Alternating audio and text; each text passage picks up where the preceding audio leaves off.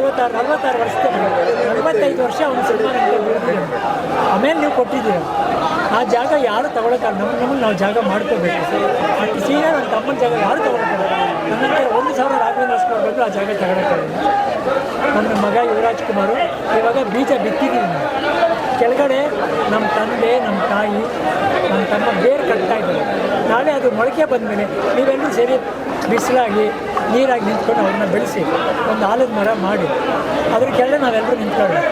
ಯುವರಾಜ್ ಕುಮಾರ್ಗೆ ಸ್ವಲ್ಪ ಜಾಗ ಸಿಗಲ್ಲ ಅಪ್ಪಾಜಿ. ಅವರು ಶ್ರಮ ಪಡಿಬೇಕು, ಶ್ರಮಜೀವಿ ಆಗಬೇಕು, ಕಷ್ಟಪಡಬೇಕು, ಪ್ರೀತಿ ಸಂಪಾದನೆ ಮಾಡಬೇಕು. ಆದರೆ ಎಷ್ಟೇ ಮೇಲೆ ಬಂದು ಅವ್ರ ತಾತನ ಸರಳತೆ ಅವ್ರ ಚಿಕ್ಕಪ್ಪನ ಸರಳತೆ ಬಿಡಬಾರ್ದು, ತಗ್ಗಿ ಬಗ್ಗೆ ಹಿಡಿಬಾರ್ದು. ಈ ಗುಣ ಅವನು ಬೆಳೆಸ್ಕೊಂಡ್ರೆ ನೀವೆಲ್ಲ ಅವ್ರನ್ನೇ ಕರ್ಕೊಂಡು ನಮಗೆ ನಂಬಿಕೆ. ರೀಸೆಂಟಾಗಿ ಅಪ್ಪುಗೆ ಸಾಂಗು ಲಾಂಚ್ ಆಯಿತು ಯುವ ಸಿನಿಮಾದು. ತುಂಬ ಪ್ರತಿಯೊಬ್ಬರಿಗೂ ಮನಸ್ಸಿಗೆ ನಾಟಿದಂಥ ಸಾಂಗು. ಅದರಲ್ಲಿ ಅಪ್ಪ ಇದ್ದರು, ಚಿಕ್ಕಪ್ಪ ಅಂತ ಇದ್ದರು, ದೊಡ್ಡಪ್ಪ ಇದ್ದರು, ಅಪ್ಪನೂ ಇದ್ದರು. ಸೊ ಹಂಗಾಗಿ ಆ ಸಾಂಗ್ ನಿಮ್ಗೆ ಎಷ್ಟು ಇಷ್ಟ ಆಯಿತು? ಯಾಕಂದರೆ ಆ ಸಾಂಗು ವೀಡಿಯೋ ಬೈಕ್ಸ್ ನೋಡಿದ್ದೀರಾ, ಎಲ್ಲೂ ಪಾತ್ರದ ಹಾಕಿಲ್ಲ.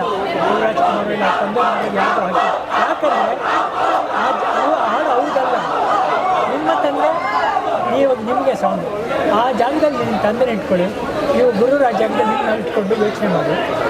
ನೀವು ಇದನ್ನು ನಿಮ್ಮ ತಂದೆ ಜೊತೆ ಕಳೆದ 4-5 ಫೋಟೋ ತಗೊಳ್ಳಿ, ಇದನ್ನು ಆ ಸಾಂಗ್ನ ಹಾಕಿ ಮಾಡಿ ನಿಮ್ಮ ತಂದೆಗೆ ಗೌರವ ಸಲ್ಲಿಸಿ. ನೋಡಿ ಅವ್ರ ಕಣ್ಣಲ್ಲಿ ನೀರು ನೋಡಿ, ಅವ್ರನ್ನ ತಪ್ಪಿಬೇಡಿ. ಅದ್ರಲ್ಲಿ ಆಗಲಿ ಅಂತ ಈ ಬೆಳವಣಿಗೆ ಈ ಸಾಂಗ್ ಮಾಡಿದ್ರು, ಬೇರೆ ಏನೋ ಉದ್ದೇಶ ಇಲ್ಲ. ನಿಮ್ಮ ಆರೋಗ್ಯ ಹೇಗಿದೆ? ಭಾಳ ದಿನ ನಾನು ಅಭಿಮಾನಿಗಳ ಜೊತೆ ನಡ್ಕೊಂಡು ಹೋಗ್ತಾ ಇದ್ದೀನಿ ಅಷ್ಟೇ. ಇಷ್ಟೇ ಮಟ್ಟಿಗೆ ಇದೆಲ್ಲ ಅಷ್ಟೇ ಸಾಕು. ಇವತ್ತು ಬೆಳಗ್ಗೆ ಮ್ಯಾರಥಾನ್ ಕೂಡ ಮಾಡಿದ್ರು, ನಮ್ಮ ಪವರ್ ಅಪ್ಪು ಅಂತ ಹೆಸರಲ್ಲಿ 1000 ಜನ ಮ್ಯಾರಥಾನಲ್ಲಿ ಭಾಗಿಯಾಗಿದ್ದರು.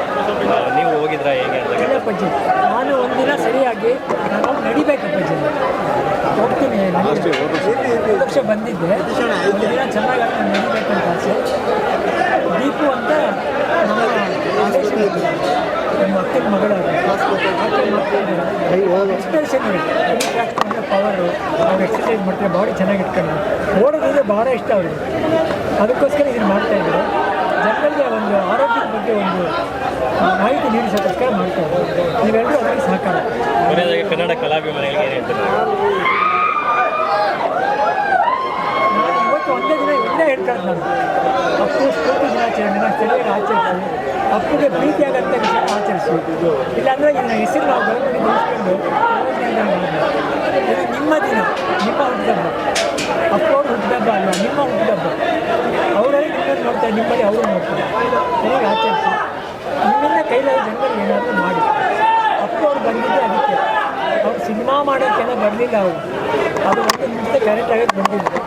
ಏನೋ ಮಾಡ್ಬಿಟ್ಟು ಹೋಗ್ಬೇಕು ಅಂತ ಒಂದು 3 ವರ್ಷ ಮಾಡಿದ್ರು. ಪಾಪ ಅವ್ರಿಗೆ ಅಷ್ಟು ಆಯ್ತು ಸಾಲು.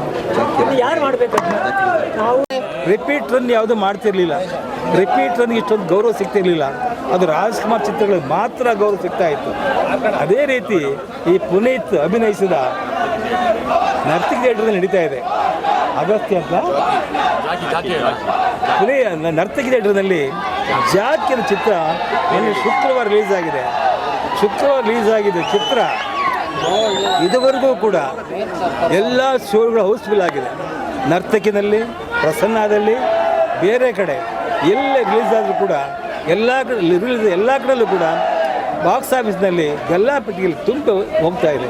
ಯಾಕೆ?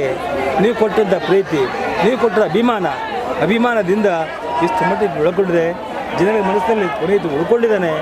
ನಿಮ್ಮೆಲ್ಲರ ಆಶೀರ್ವಾದದಿಂದ ನನ್ನ ಕುಟುಂಬಕ್ಕೆ ಆ ದುಃಖವನ್ನು, ಆ ಸಂಕಟವನ್ನು ಸಹಿಸುವ ಶಕ್ತಿಯನ್ನು ನಿಮ್ಮ ಮೂಲಕ ಭಗವಂತ ನೀಡಲಿ ಅಂತೇಳಿ ಹಾರೈಸ್ತೀನಿ. ಎಲ್ರಿಗೂ ನಮಸ್ಕಾರ. ಜೈ ಪುನೀತ್ ರಾಜ್ಕುಮಾರ್, ಜೈ Puneeth Rajkumar. SS TV, cinema ಜಗತ್ತಿನ ಕ್ಷಣ ಕ್ಷಣದ ಸುದ್ದಿಯೊಂದಿಗೆ.